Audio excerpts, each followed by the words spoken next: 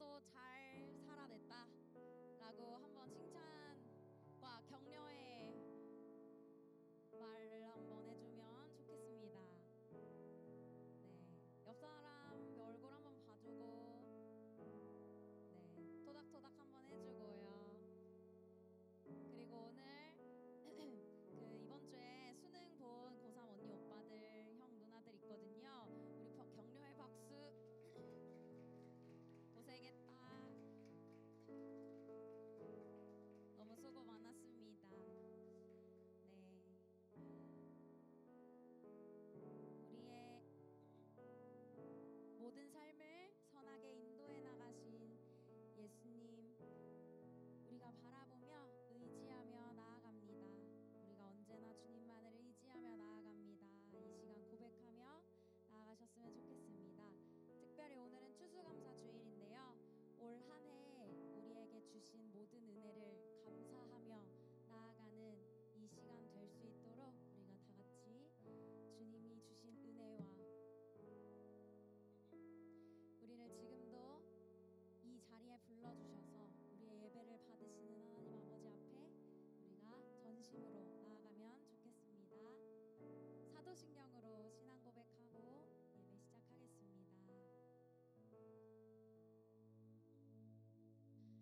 전능하사 천지를 만드신 하나님 아버지를 내가 믿사오며 그 외아들 우리 주 예수 그리스도를 믿사오니 이는 성령으로 잉태하사 동정녀 마리아에게 나시고 본디오 빌라도에게 고난을 받으사 십자가에 못 박혀 죽으시고 장사한 지 사흘 만에 죽은 자 가운데서 다시 살아나시며 하늘에 오르사 전능하신 하나님 우편에 앉아 계시다가 저리로서 산자와 죽은 자를 심판하러 오시리라.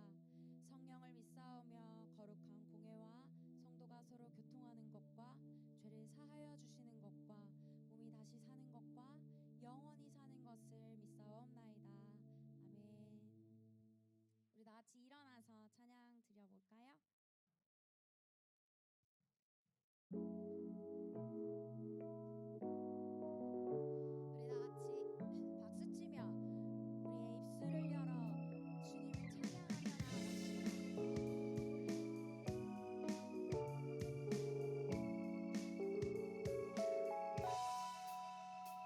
내가 늘 의지하는 예수 나의 상처 입으시며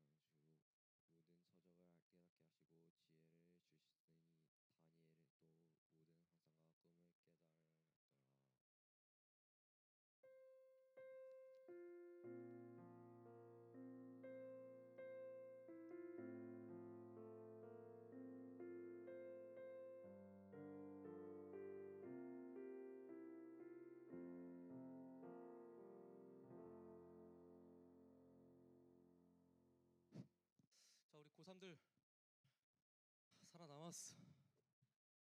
살아남았다는 건 강하다는 증거. 잘 봤어요?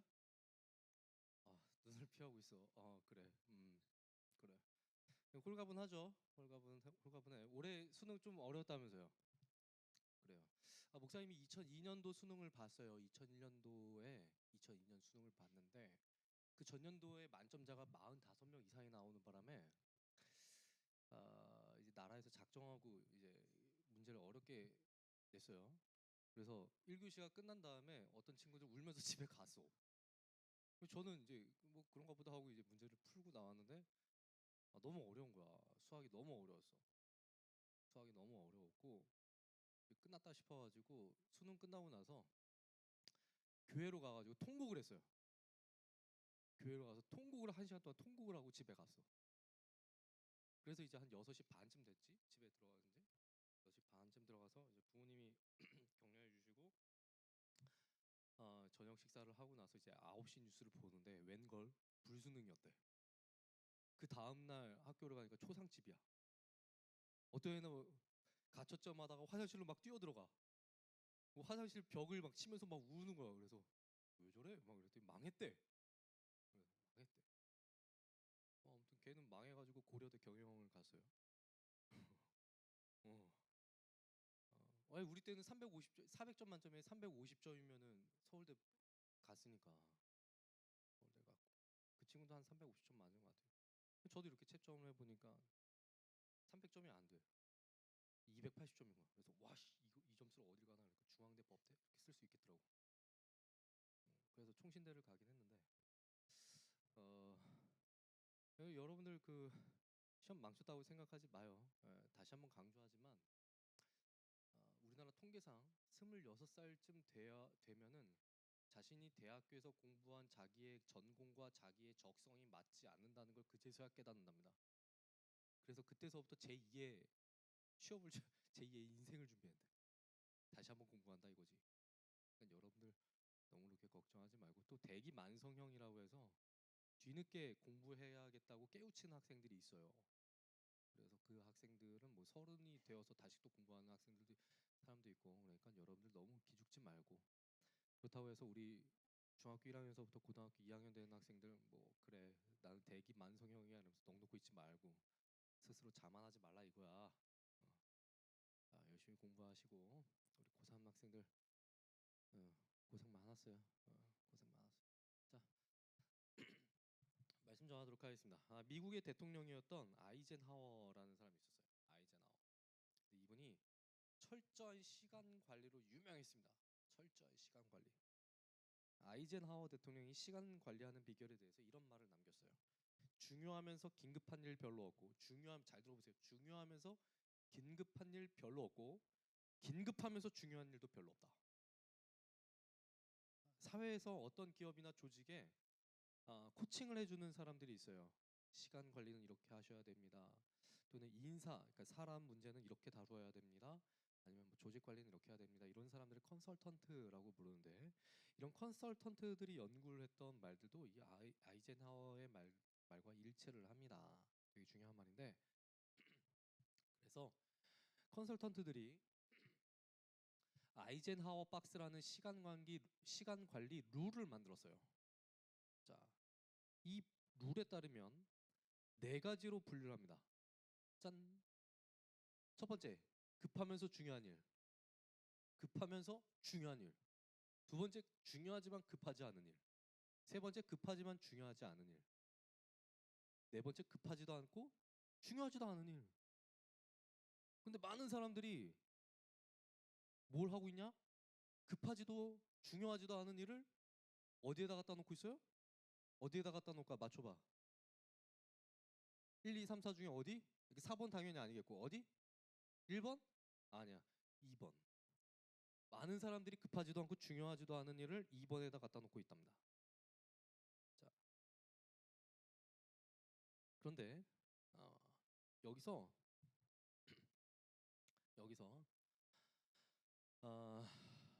중요한 게 있어요. 뭐 급하면서 중요한 일 이건 당연히 첫 번째인데 이 박스를 만들었던 컨설턴트들이 입을 모아서 하는 말이 있어요. 여기서 핵심은 이 룰박스에서 중요한 거는 두 번째다. 중요하지만 급하지 않은 일을 제대로 분간해내야만 한다. 중요하지만 급하지 않은 일을 제대로 분간을 해야 된다. 그래서 이런 쪽으로 시간 관리를 해야 된다라고 입을 모아서 이야기를 합니다. 사회 사람들은 굉장히 시간 관리에 있어서 엄격해요. 진짜 엄격합니다.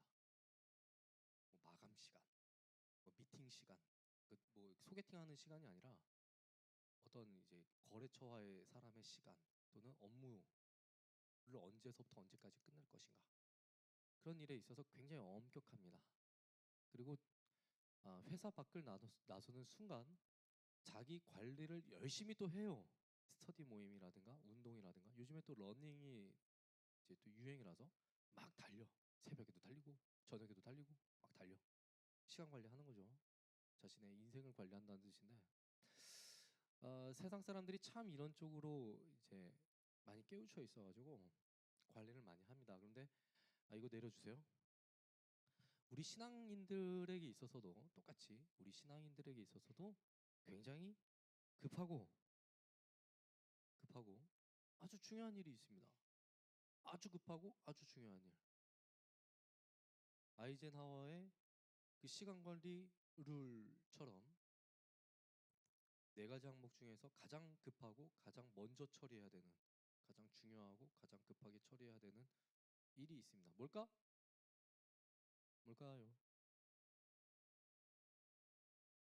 바로 경건생활. 경건생활. 하나님의 말씀 묵상하고 어떻게 하나님의 말씀대로 살아갈 것인가 이것들을 생각해내고 또 되돌아보는 시간이 제일 중요하고 제일 급합니다. 우리가 경건생활을 중요하긴 하지만 긴급하지 않다라고 생각할 수도 있지만 이거는 좀 잘못된 생각이에요. 하루하루 쌓이는 그 조그마한 그 큐티의 시간이 자그마한 큐티의 시간이 자신의 삶의 위기가 닥쳐왔을 때 그 위기를 돌파해 나갈 수 있는 커다란 힘이 됩니다. 커다란 힘이 돼요. 그 사람을 지켜주는 원동력이 된다라는 것이죠.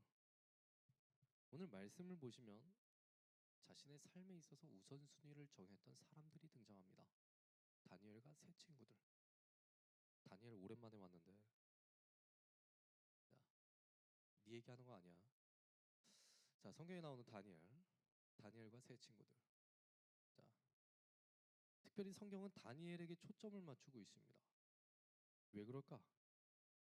이 다니엘이라는 사람이 다른 학생들보다 다른 친구들보다 하나님께 더 많은 우선순위를 두었기 때문입니다. 더 특별하게 더 앞장섰기 때문에 오늘 이 말씀에 나오는 다니엘의 모습을 보면서 삶의 우선순위를 하나님께 드렸던 사람이 신앙생활을 어떻게 했는지 이 사람이 과연 어떻게 신앙생활을 했는지 어떠한 마음을 가지고 신앙생활을 했는지 그리고 왜 그렇게 했는지 그리고 그 사람의 결말을 한번 생각해 보고자 합니다. 첫 번째, 목숨 걸어야 될 곳을 구별해야 된다. 목숨 걸어야 될 곳 구별해야 된다. 말씀 봅시다. 7절 한번 보세요. 환관장이 그들의 이름을 고쳐 다니엘은 벨드사살이라 하고 하나냐는 사드락이라 하고 미사엘은 메삭이라 하고 아사랴는 아벳느고라 하였더라. 자, 이 구절을 자세히 보면은 자 이해가 안 될 수 있어요. 뭐 이름 하나 바뀐 게 뭐 그렇게 큰 일입니까라고 생각할 수 있는데 이 구절에 담긴 그 사회적 배경을 이해하려면 우리나라의 일본 식민지 시절을 생각하면 이해가 좀 빠릅니다. 그러니까 여러분들이 그 뭐 에픽 겨울에 했는데 에픽에 참여한 학생들 자기 이름을 영어 이름으로 바꿨잖아요. 바꾸지 않았나? 안 바꿨어요? 뭐 어떤 친구는 한국 이름이 있어요. 뭐 예를 들어서 뭐 민서 그러면 저는 뭐 수잔이에요. 너무 할머니 이름 같은가?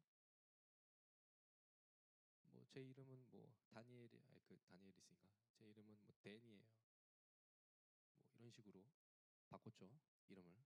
근데 우리나라 사람이 어떤 행사를 하면서 어, 뭐 영어 이름으로 자신의 이름을 바꾸는 거는 그렇게 어렵지 않게 생각할 수 있어요. 그런데 일제 치하 식민지 시대 속에서 자신의 이름이 바뀌었다라고 한번 생각을 해보시기 바랍니다. 우리 조상들한테 있어서는 이거는 굉장한 치욕스러운 순간이에요. 예. 일제 시대 때 우리 어른들이 창씨 개명이라는 걸 했습니다. 우리 이름을 일본식으로 바꾸는 건데 그때 당시 일본을 거부하고 민족의 자존심을 지키려는 분들은 창씨 개명에 크게 반발했습니다. 그래서 그 과정에서 많은 분들이 창씨 개명을 하지 않는다는 이유로 일본 순사에게 잡혀가서 고초를 겪으셨어요. 다니엘과 세 친구들이 바벨론 포로로 끌려갔습니다. 이 친구들이 겪었던 그 충격들이 뭐 문화적 충격이라든가 뭐 여러 가지 충격들도 이와 같았을 거예요. 유대인들은 이름을 지을 때 대부분 신앙 표현의 방식으로 이름을 짓습니다. 신앙 표현의 방식으로 이름을 지어요. 그래서 다니엘이라는 이름은 어떤 뜻이냐? 띄워주세요. 하나님은 재판관이시다. 이런 뜻입니다. 하나냐는요, 여호와는 은혜로우시다 라는 뜻을 가지고 있어요.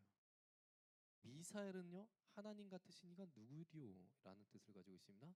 아사랴는 여호와가 도우신다. 하나님이 도우신다. 이런 뜻을 가지고 있습니다. 근데 이 이름이 바뀌어요. 계속 띄워주세요. 이름이 바뀌어버립니다. 어떻게 바뀌는가? 다니엘은요, 벨사살이라는 이름으로 바뀝니다. 이 벨사살이라는 이름 뜻이 뭐냐면은 바벨론의 신이었던 벨이라는 신이 있었는데 이 신에게 벨이여 나의 생명을 지켜주소서라고 하는 염원을 담고 있어요. 다른 친구의 이름도 마찬가지입니다. 바벨론 신들의 이름으로 전부 다 이름이 바뀌어요. 엄청난 충격입니다. 제 이름이 사무엘인데 어느 날 갑자기 우리나라가 망했어. 다시 한번 일본에 망했어.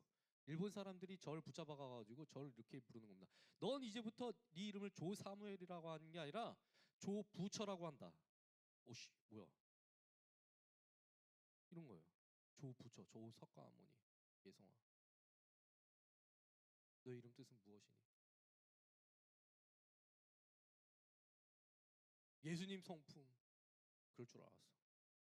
예자가 들어가면 대부분 예수님 자가 들어가게 돼 있어. 너가 어디 잡혀가가지고 이제부터 너의 이름은 김간디다 이러면 기분이 좋아? 별로 안 좋아. 충격이 이만저만 아니야. 충격이 이만저만 아닐 텐데 여러분 성경을 한번 자세히 들여다보세요. 성경에 나타난 다니엘과 친구들은요, 이 일에 있어서 이름을 바꾸는 것에 있어서 반항을 절대로 하지 않습니다. 반항하지 않아요. 자기의 이름을 신앙인의 이름에서 이방 신의 이름을 갖다 넣었음에도 불구하고 이 사람들이 신앙이 좋은 아이들이 가만히 있습니다. 가만히 있어요. 그런데 오히려 이 네 사람은요, 다른 일을 가지고 태클을 걸고 있습니다. 8절 봅시다. 다니엘은 뜻을 정하여 다니엘이 대표로 나서서 태클을 거는데 무슨 일에 태클을 거느냐? 먹는 거에 태클을 겁니다. 먹는 거에 태클을 걸어. 나라에서 포도주 주고 포도주는 지금 이제 이 시대에 있어서는 약간 좀 그 술 이렇게 돼 있는데 그때 당시 문화에서는 지금도 그래요. 유대교 문화에서는 술은 가정의 기쁨이에요. 그리고 연회 자리에서 빠질 수 없는 음료입니다. 그러니까 우리나라 사람들이 뭐 피자 먹을 때 콜라 사이다 마시는 거랑 똑같아. 자, 나라에서 좋은 포도주 주고 고기도 줘. 좋은 건 먹여주겠다는데 그거 싫다고 거부합니다. 저는 오히려 이름 바꾸는 게 더 기분 나쁠 것 같아요. 이름 바꾸는 게 더 기분 나쁠 것 같아요. 나는 신앙인인데 다른 신의 이름을 제 이름에다 갖다 붙여가지고 다른 신의 이름으로 제 이름을 부르는 게 저를 부르는 게 더 기분 나쁠 것 같아요. 그런데 다니엘과 친구들은 그렇게 하지 않습니다. 이름이 바뀌는 것은 전혀 신경 쓰지 않는데 먹는 것에 대해서는 가차없이 태클 걸고 있어요. 근데 목숨을 건 태클이라는 거죠. 우습게 보면 안 됩니다. 왕이 내린 음식 거부했다? 이거는 왕한테 충성하지 않겠다라고 하는 겁니다. 그러니까 하루아침에 목이 매달려도 이상하지 않은 거예요. 여러분이 꼭 아셔야 되는 게 있습니다.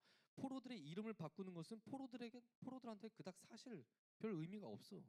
나라에서도 그냥 뭐 종교적인 의미로 이름을 바꿔준 게 아니라 자기들 문화에 따라서 자기들이 섬기고 있는 신이 그러니까 그냥 자기들의 문화에 따라서 이름 바꿔준 겁니다. 그래서 나중에 다니엘이 사자굴에 던져졌을 때도 바벨론 왕은요 그 다니엘을 벨드사살이라고 부르지 않고 그냥 다니엘이라고 부릅니다. 너 원래 이름 다니엘이지? 그래 다니엘로 불러줄게. 근데 음식은 달라요. 음식은 아예 목적을 가지고 바벨론에서 제공을 했습니다. 너희가 섬기는 신은 우리가 섬기는 신한테 져서 패배를 해서 너희들이 지금 포로로 끌려온 거야. 그런데 우리가 섬기는 신은 너무나도 자비롭고 은혜로워서 너희를 먹고 살게 하는 그런 신이야. 내가 섬기는 신은 관대하다. 이런 의미가 담겨 있는 겁니다. 그래서 이 음식을 먹으면 사람들 앞에서 당신의 신은 위대합니다. 당신의 신은 내가 섬기는 신보다 우월하십니다.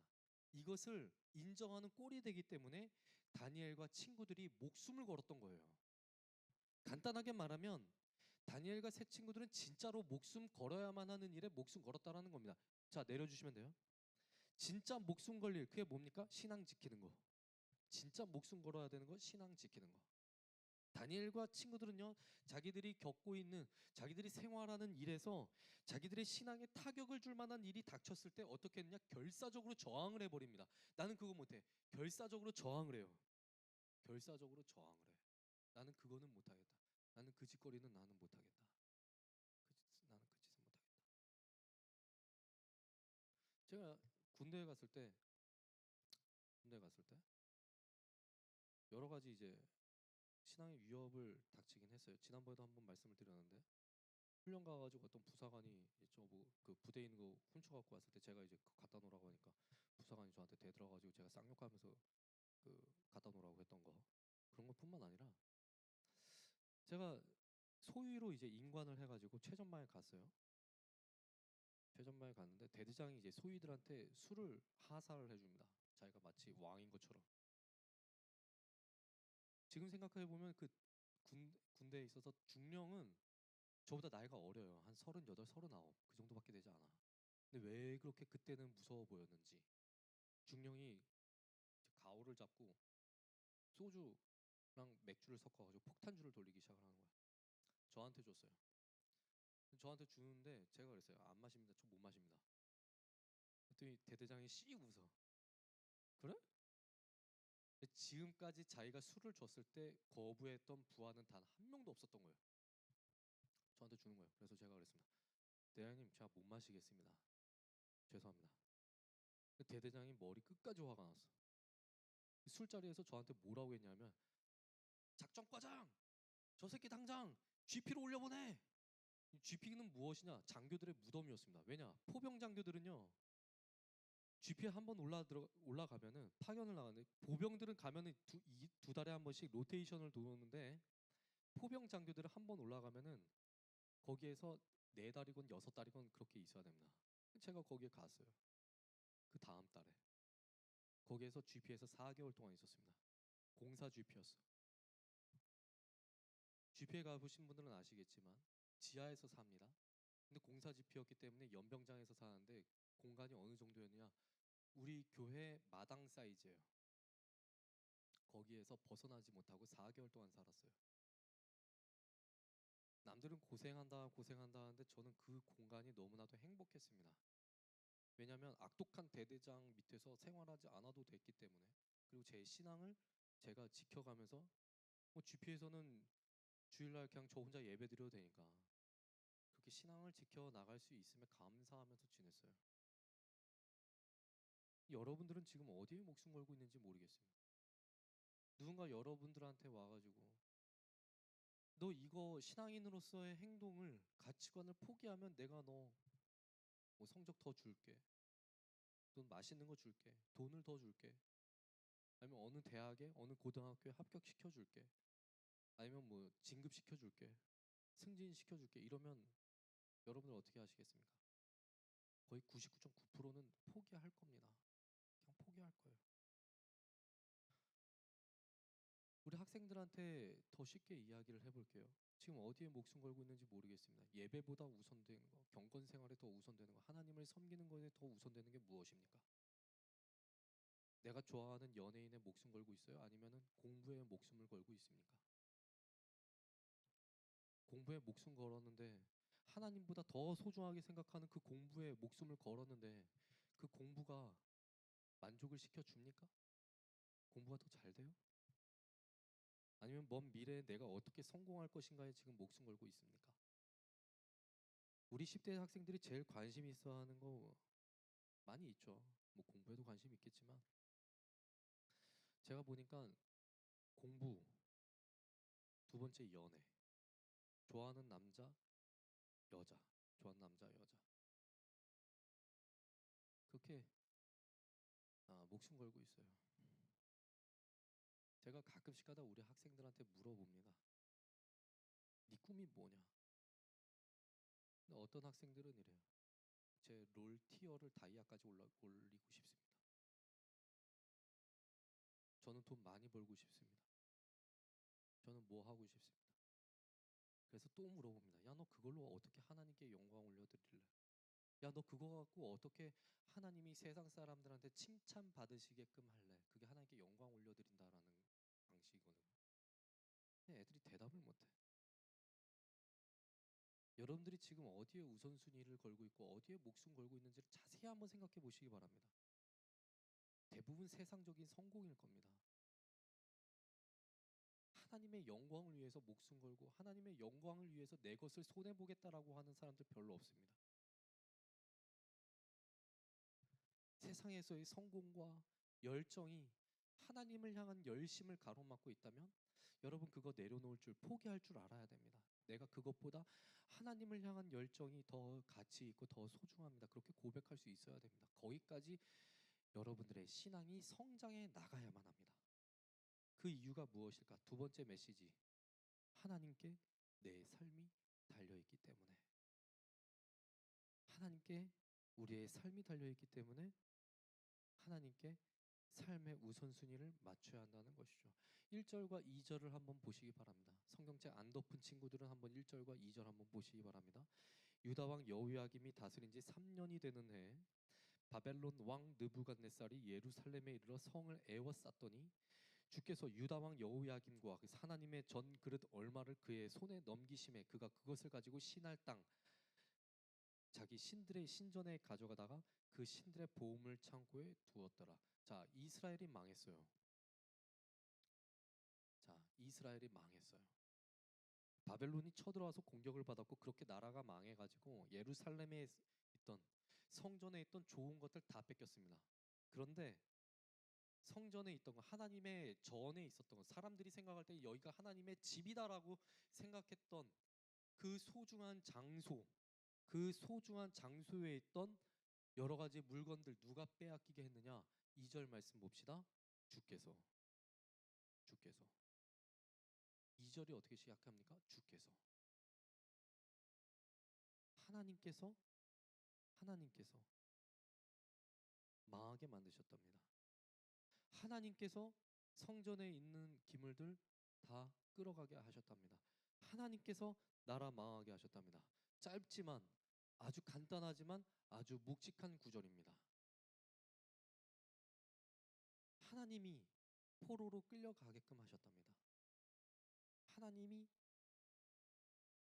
나라가 망하게 하셨답니다. 어떤 분들은 이렇게 질문합니다.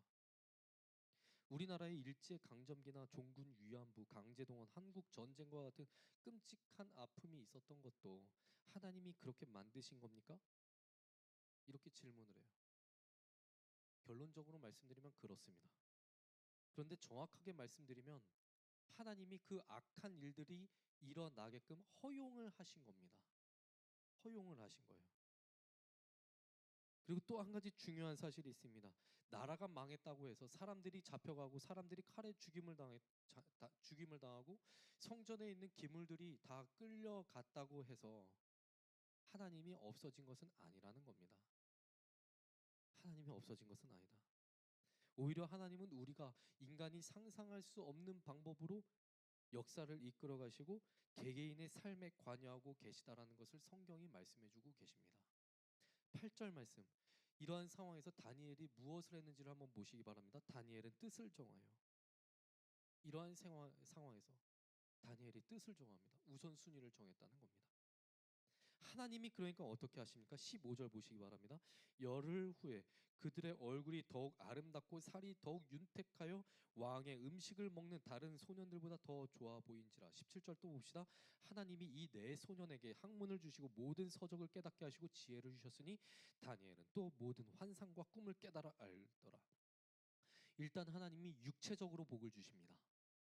남들은 아웃백 같은 곳에서 스테이크 먹고 와인 마실 때에 다니엘과 세 친구들은 초식 동물처럼 풀반찬을 풀코스로 먹었어요. 그런데 남들보다 보기에 더 좋은 피부를 갖게 된 겁니다. 이상합니다. 먹고 죽은 귀신 때깔도 곱다 이런 우리나라 말이 있는데 이 말처럼 고급 음식을 먹는 사람들은요 때깔이 다릅니다. 확실히 달라요. 싱싱하고 영양소가 많은 음식을 골고루 먹으면 당연히 얼굴부터 달라지겠죠. 예성아, 밥은 먹고 다니냐? 그래. 자, 그런데 풀만 먹은 사람이 고급 음식을 먹은 사람보다 얼굴이 좋아 보였다라는 것은 하나님이 이 네 소년들에게 일단 육체적으로 복을 주셨다라는 것을 의미합니다. 또 하나님이 무엇을 주셨을까? 학문을 주시고 모든 서적을 깨닫게 하시고 지혜를 주셨다라고 합니다. 자, 학문 주셨다. 깨닫게 하셨다. 지혜 주셨다. 주셨다. 이 사람들이 갑자기 머리가 잘 돌아간 게 아닙니다. 보통 학부모님들께서 크리스찬 학부모님들께서 이 구절에 꽂히셔가지고 너무 집중해서 보면서 감동을 많이 받으세요. 우리 애도 할 수 있어. 우리 애가 지금은 돌대가리지만 나중에 금대가리로 변할 수 있어. 기도하면 돼. 너 기도해라. 이 소년들의 머리가 갑자기 잘 돌아간 것처럼 생각할 수도 있지만 그렇지 않습니다. 실망시켜드려서 죄송하지만 다니엘과 세 친구들은 원래부터 머리가 잘 돌아가던 애들이었습니다. 4절 봅시다. 곧 흠이 없고 용모가 아름다우며 모든 지혜를 통달하며 지식에 통달하며 학문에 익숙하여 왕궁에 설만한 소년들을 데려오게 하였고, 원래부터 머리가 좋았던 귀족 애들을 잡아왔던 겁니다. 그런데 17절에서 하나님이 이 네 소년들에게 지식을 주시고 학문을 주시고 여러 가지 환상과 꿈을 깨달을 수 있는 것, 그런 것까지 다 주셨다라는 것은 지식을 주시는 분도 하나님이시고 신비한 것을 보여주시며 해석하게 하시는 분도 하나님이시다. 그것을 독자들에게 알려주었던 겁니다. 이 구절 단순하게 보면 안 됩니다. 단순하게 생활의 우선순위를 하나님께 드리면 하나님이 반드시 갚아주신다는 것을 말씀하시는 그런 구절이 아니에요. 그런 정도로만 끝나지 않습니다. 하나님께 삶이 달려있으니 머리가 좋든 안 좋든 성적이 좋든 안 좋든 어떠한 상황 속에서도 하나님께 자신의 삶의 우선순위를 드려야 된다는 것을 이 성경 구절이 보여주는 겁니다. 다니엘 시대 때 많은 소년들이 끌려갔어요. 많은 청소년들이 끌려갔습니다. 근데 그 중에 많은 사람들의 이름이 등장하지 않아요. 수백 명이 끌려갔겠지. 근데 그 중에서도 4명만 성경에 기록이 됩니다. 다른 끌려갔던 학생들은 다 타협했다라는 거예요. 그런데 이 4명의 학생들만 타협하지 않았을 때 하나님께서 어떻게 하시느냐? 하나님께서 그들의 인생을 책임져 주셨다. 그것을 이 말씀에 보여주시는 겁니다. 하나님께 여러분들의 삶이 달려있다는 것을 인정하시기 바랍니다. 하나님께 여러분들의 삶이 달려있다면 당연히 하나님께 자신의 우선순위를 드려야 되는 거 당연한 거 아닐까요? 그런데 하나님께 자신의 삶의 우선순위를 드리는 거 싫어합니다. 알면서도 거부합니다. 왜? 사회에서 낙오돼서 죽을까 봐. 낙오돼서 죽을까 봐. 남들보다 가난하게 되는 거 두렵고, 남들보다 좋은 고등학교 못 가는 것 두렵고, 남들보다 좋은 대학교 못 가는 것 두렵고, 남들보다 좋은 사람 못 만나는 거 두렵고, 남들보다 좋은 직업 못 가지는 거, 그런 것이 두렵고, 좋은 연봉 못 받는 게 두렵고, 그래서 자꾸 타협합니다. 하나 둘씩 타협을 합니다. 언제서부터? 어렸을 때부터. 그게 습관이 되니까 나중에 청년이 되고 장년이 되어서 삶의 습관이 이미 배워져 있으니까 중요한 위기의 순간에 전혀 일말의 고민도 없이 그냥 신앙인으로서의 모습 다 포기하는 겁니다. 결국 하는 게 무엇입니까? 나에게 이득이 되는 삶, 내가 원하는 삶, 그것만 향해 달려가는 거예요. 근데 하나님은 성경을 통해서 말씀하십니다. 봐라, 한번 봐라. 나한테 삶의 우선순위를 두는 사람을 내가 어떻게 그냥 내버려 두겠느냐? 내가 어떻게 그냥 두겠느냐?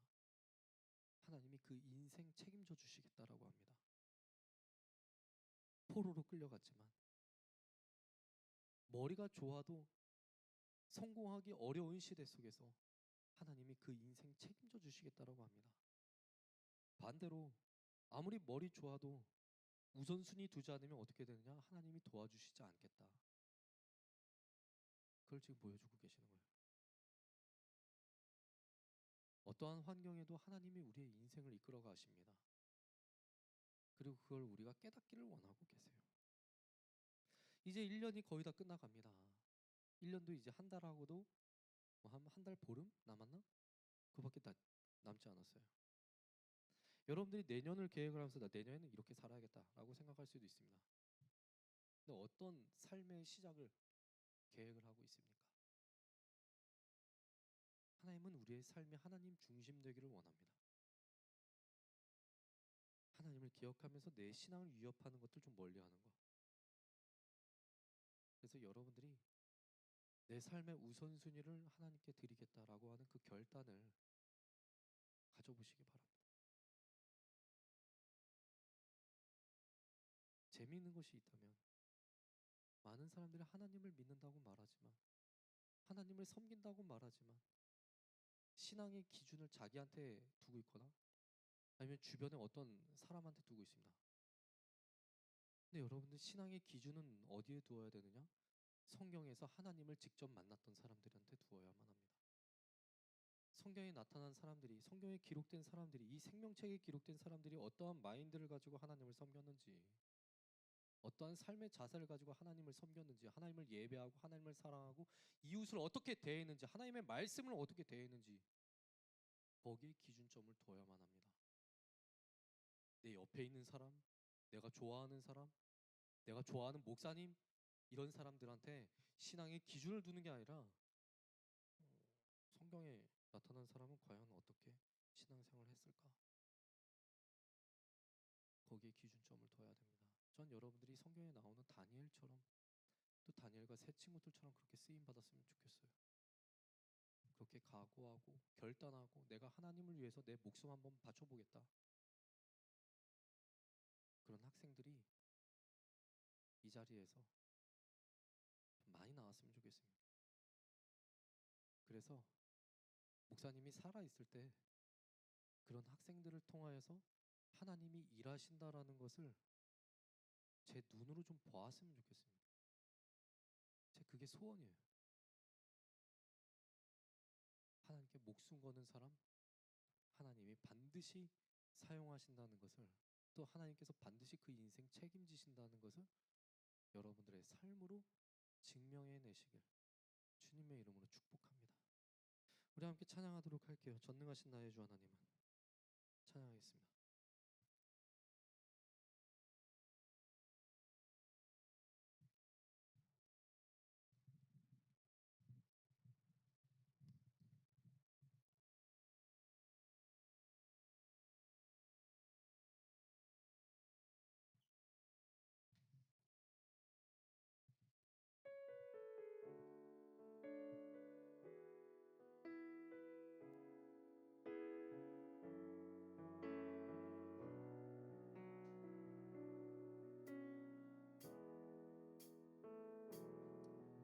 전능하신 나의 주 하나님은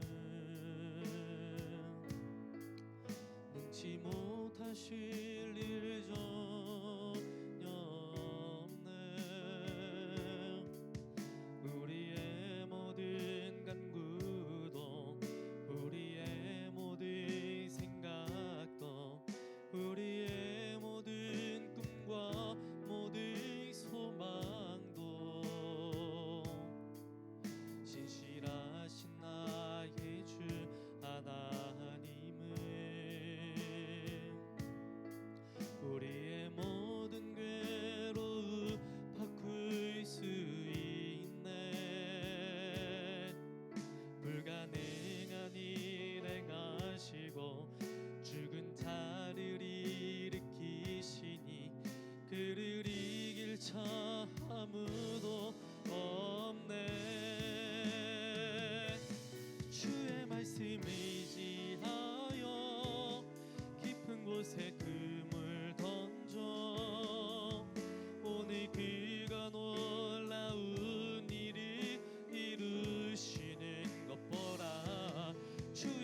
말씀 의지하여 믿음으로 금을 던져 믿는 자에게 능치 못함. 주의 말씀 의지하여 주의 말씀 의지하여 깊은 곳에 금을 던져 오늘 그가 놀라운 일을 이루시는 것 보라.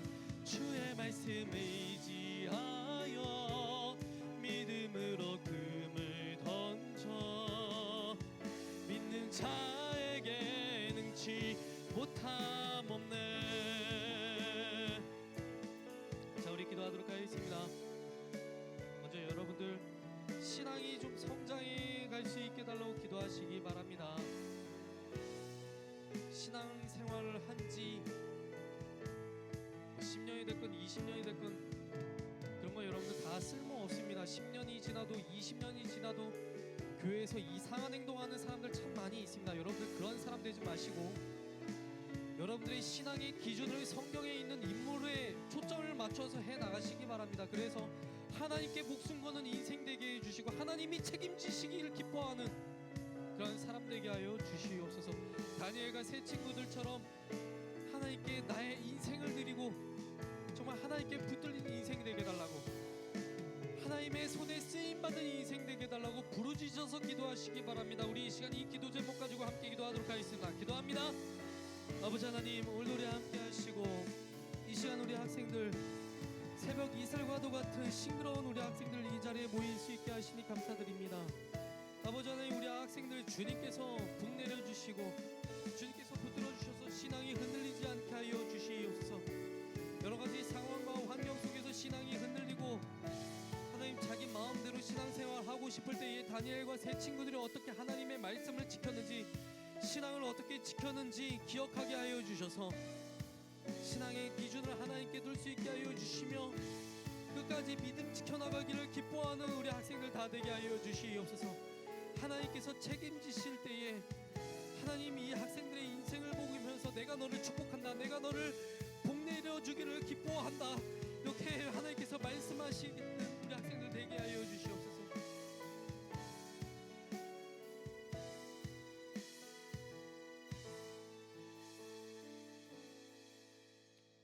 참 고마우신 아버지 하나님, 오늘도 우리와 함께 하시고 이 시간에 다니엘과 세 친구들의 삶을 보면서 어떻게 인생을 살아가야 하는지, 신앙생활은 어떻게 해야 하는지 그것들을 고민하고 생각해 볼 수 있게 하시니 감사드립니다. 아버지 하나님, 우리 학생들 신앙생활 할 때에 성경에 있는 인물들의 초점을 맞추게 하여 주시옵소서. 성경에 있는 인물들은 과연 어떻게 신앙생활을 했는지, 어떻게 하나님을 섬겼는지, 위기 속에서 어떻게 신앙을 지켜나갔는지 그것들을 배울 수 있게 해주시고 그것들이 삶의 본이 되어서 주님 앞에 설 때까지 그대로 살아갈 수 있는 우리 학생들 다 되게 하여 주시옵소서. 지금 이 시간 주님 앞에 예물을 올려드리는 손길들이 있습니다. 우리 학생들이 자그마한 정성을 모아서 주님 앞에 예물 드렸는데 이 예물 드릴 때에 주님께 드렸던 그 마음까지도 받아주시고 또한 예물 대신 자신의 마음을 드리는 우리 학생들이 있다면 그 마음 받아주셔서 일평생 살아가는 동안에 어려움 겪지 않도록 주님께서 늘 먹여주시고 입혀주시고 채워주시옵소서. 예수님의 이름으로 기도하며 이제는 우리 주 예수 그리스도의 은혜와 하나님 아버지의 무한하신 사랑과 성령님의 교통하심이 지금 시간 자신의 삶을 주님께로 향하고 성경에 있는 인물들의 자신의 삶을 비추어 보면서 하나님을 섬기기로 결단한 우리 모든 학생들 이제부터 영원 무궁토록 그 은혜가 함께 있을지어다. 아멘.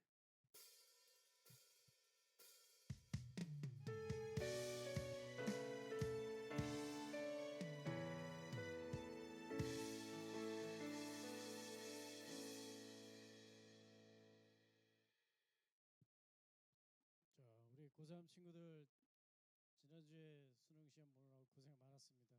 자, 우리 고생한 고3 친구들에서 박수 한번 주세요. 네, 수고 많이 하셨고요. 자, 오늘은 추수감사주일입니다. 하나님의 은혜 우리 감사하는 우리 친구들 됐으면 좋겠고요.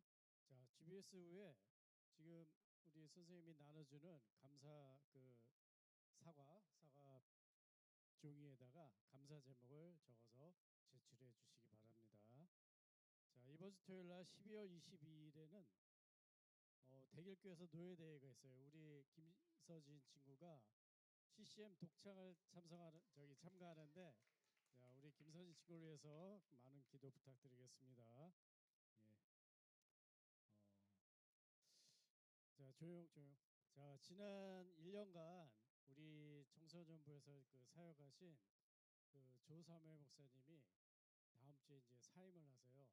예, 개인적인 사정으로 이제 사임하게 됐고, 구체적인 인사는 다음 주에 다시 하도록 하겠습니다. 우리 친구들 목사님 위해서 또 많이 기도해 주시고, 예, 다음 주에 마지막 예배 같이 드리도록 하겠습니다. 예. 반별로 공부하겠습니다.